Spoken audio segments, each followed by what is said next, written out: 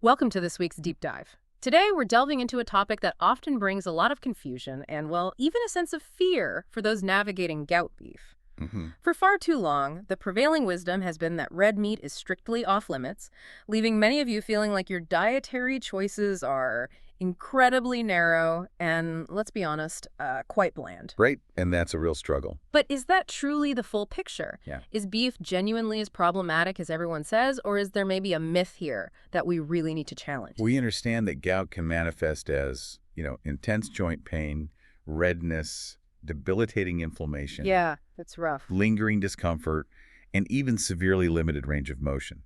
It often makes even the simplest daily tasks feel impossible. Absolutely. The thought that certain foods might make that worse when you're already in pain can be incredibly disheartening. It really can. So our mission today is to cut through that noise, examine the actual facts, and demonstrate how beef, when selected and prepared with intention, doesn't necessarily have to be forbidden food. We want to bring tangible value, not just for those of you directly experiencing gout and its challenges, but also for the dedicated caregivers preparing meals. And frankly, anyone who might believe a gout-friendly diet means sacrificing deliciousness. Which it doesn't have to. We promise you, it absolutely doesn't. Okay, let's unpack this then. Let's get to the core of the beef and gout connection, offering clear, actionable strategies you can implement right away to broaden your culinary horizons without risking a flare. Great. So to set the stage, let's quickly re-anchor on gout itself. Good idea. While many are familiar with it affecting over 9 million Americans, what's often less understood is the pivotal role of purines. Right, the purines. These are natural compounds found in all foods, and when our bodies break them down, they produce uric acid. Too much uric acid can lead to those painful crystals accumulating in the joints. The cause of all the misery. Exactly. And while genetics certainly play a significant role, dietary purines surprisingly contribute only about 30% to overall blood uric acid levels. Only 30%. That's interesting. So for years, the advice was incredibly simplistic. Just avoid red meat. Yep, that was the standard line. I recall the landmark 2004 study by Dr. Hyun Choi, which suggested each additional serving of red meat increased gout risk by 21%. That finding certainly solidified the widespread fear. It really did. It had a huge impact. But here's where the deeper analysis reveals something critical, because that broad categorization didn't tell us the whole story, did it? Exactly.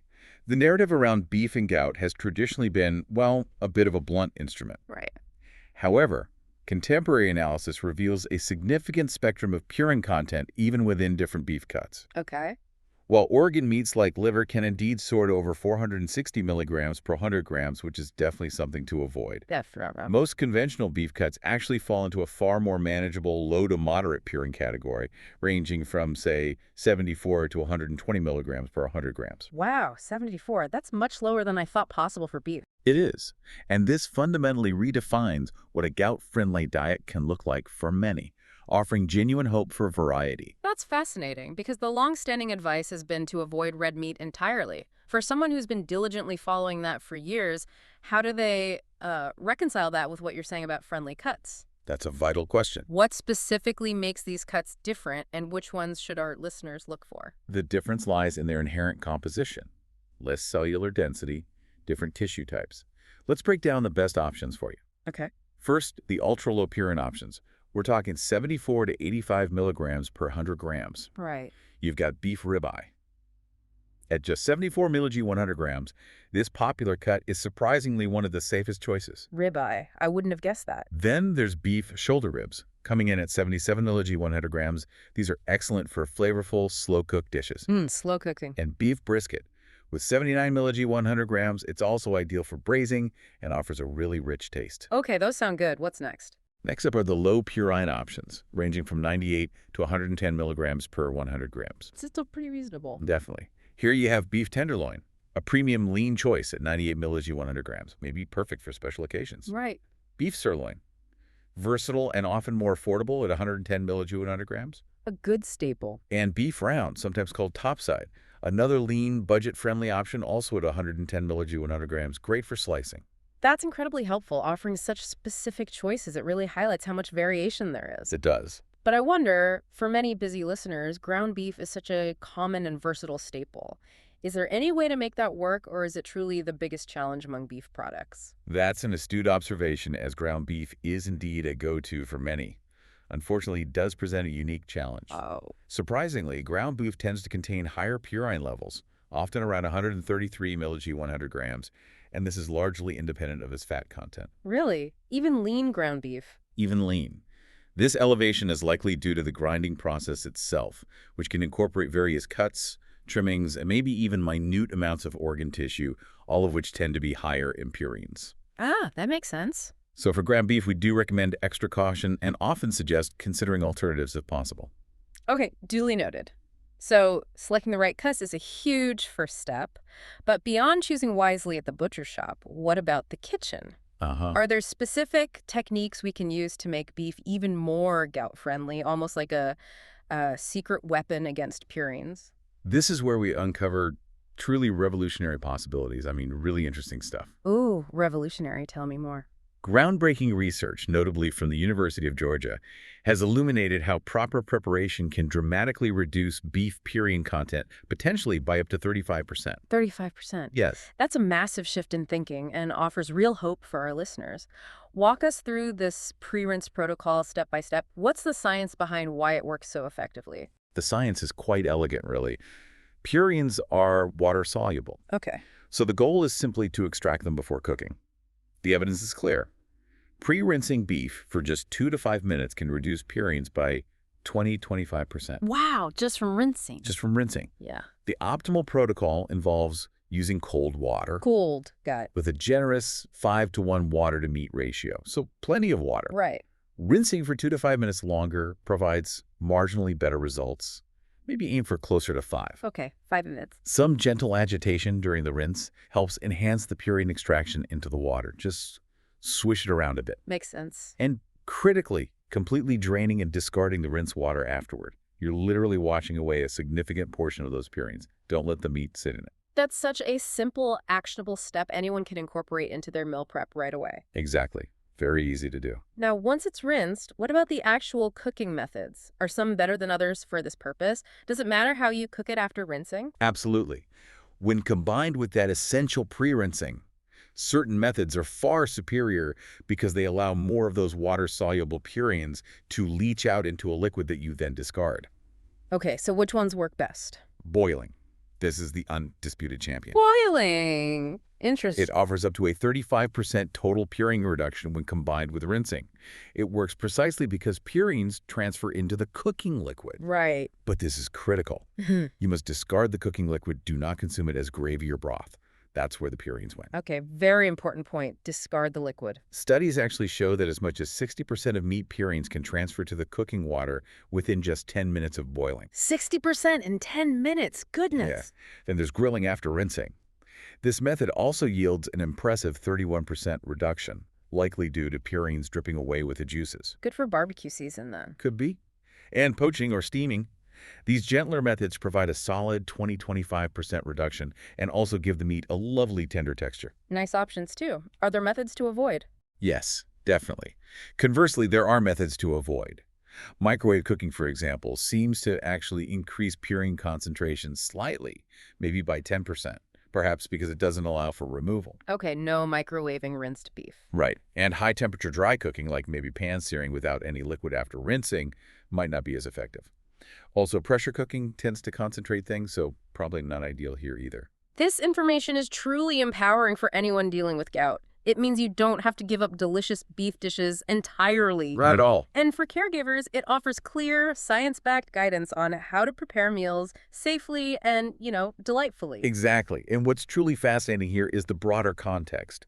When properly prepared, even the traditionally problematic beef, particularly those best cuts averaging around, say, 85 milligrams per 100 grams after prep, Yeah. can actually contain fewer purines than even lean chicken breast, which clocks in around 131 millig 100 grams. Get out. Fewer purines than chicken breast. And many popular fish varieties, too. This thoroughly challenges the long-held conventional wisdom that white meat is always better for gout. Wow. It's a critical point for diversifying your diet. That's genuinely surprising and flies in the face of what most people believe. So what does this all mean for someone trying to plan their protein intake and wanting to optimize for gout management? Good question. Can you give us a quick ranking of common protein sources from lowest to highest purine content to really put it into perspective? Absolutely. Let's try. For our listeners planning a varied, nutritious, and hopefully more enjoyable diet. Okay. Lowest down, you have eggs. Practically purine-free at just 8 millig 100 grams. Eggs are great. Low-fat dairy. Around 15 millig 100 grams. Plus, it contains protective casein proteins, which is an added bonus for gout. Double win. Tofu. An excellent plant-based option at 68 millig 100 grams. Good vegetarian choice. Then, beef. Those best cuts, properly prepared, landing around 85 millig 100 grams. See, right there in the lower mid-range. Exactly. Then it starts climbing. Cod is about 109 millig 100 grams. Pork, lean cuts, around 115 millig 100 grams. Chicken breast, as we said, 131 millig 100 grams. Higher than prepared beef. Yep. And then something like salmon can be up around 170 millig 100 grams. So salmon is actually quite high, relatively speaking. It is, though it has other benefits, of course. Yeah. But purely from a purine perspective, yes. That's incredibly illuminating. But this raises another important question. What about purines from plant-based foods like legumes or vegetables? You mentioned tofu is low, but what about beans, lentils? Do they pose a similar risk? This is a critical finding that really liberates dietary choices. No. Plant-based purines found identically in vegetables and legumes do not appear to increase gout risk in the same way, despite sometimes having similar purine content on paper to some meats. How can that be? It's thought to be due to different metabolic pathways in the body, perhaps how they're absorbed or processed, maybe other compounds in the plants play a role. The evidence suggests they're safe. That's fantastic news. It is. So you can enjoy tofu, lentils, beans, and a wide array of vegetables as fantastic, worry-free alternatives or additions for your protein needs. This offers even more variety to your diet. So the message is clear. Your meals truly don't have to be bland at all. Absolutely not. Okay, this deep dive has already provided so much clarity and practical insight. So wrapping it all up, what are the most actionable top-tier tips for our listeners, especially thinking about those managing pain and mobility issues and maybe for their caregivers trying to help them eat well and deliciously? Right, let's boil it down. The current medical guidelines from respected bodies like the British Society for Rheumatology and the American College of Rheumatology, they maintain that red meat should be limited. Okay, limited, not eliminated. Exactly. They emphatically do not mandate complete avoidance. Yeah. They recommend limiting red meat maybe to around 4 to 6 ounces on days you eat it, emphasizing moderation. Moderation is key. It is. And while it's important to remember that dietary modifications alone typically only reduce uric acid by about 1 to 2 milli-GDL. Which isn't usually enough on its own for severe cases. Right. It often isn't enough if medication is needed to hit target levels. But these dietary modifications are invaluable for reducing flare frequency and supporting overall metabolic health. They make a difference in quality of life. Okay, so what's the truly smart tiered beef consumption strategy for gout management, taking everything we've discussed into account? How do we put this into practice? Okay, let's tier the choices based on purine content and that crucial preparation impact. Tier 1. Tier 1. These are your safest beef choices. They're the best bets. Yes. For cuts, prioritize beef ribeye, brisket, and shoulder ribs, those ultra-low ones we mentioned. Got it. Portion frequency. Enjoy sensible 4-ounce portions, maybe 2-3 times weekly if tolerated. Okay. Preparation. Always, without exception, pre-rinse for 5 minutes, then boil or gently poach. This is your crucial step for maximizing purine reduction. Non-negotiable for this tier. Rinse and boil poach. Crystal clear, Tier 2. Tier 2, moderate risk options. Handle with a bit more care. Yeah. Exactly. Cuts. Here we have beef tenderloin, sirloin, and round. Still good options, just slightly higher purines to start. Right. Portion frequency. Maybe limit these to slightly smaller 3.5-ounce portions, perhaps 1-2 times weekly. A bit less often. Smaller portion. Yes.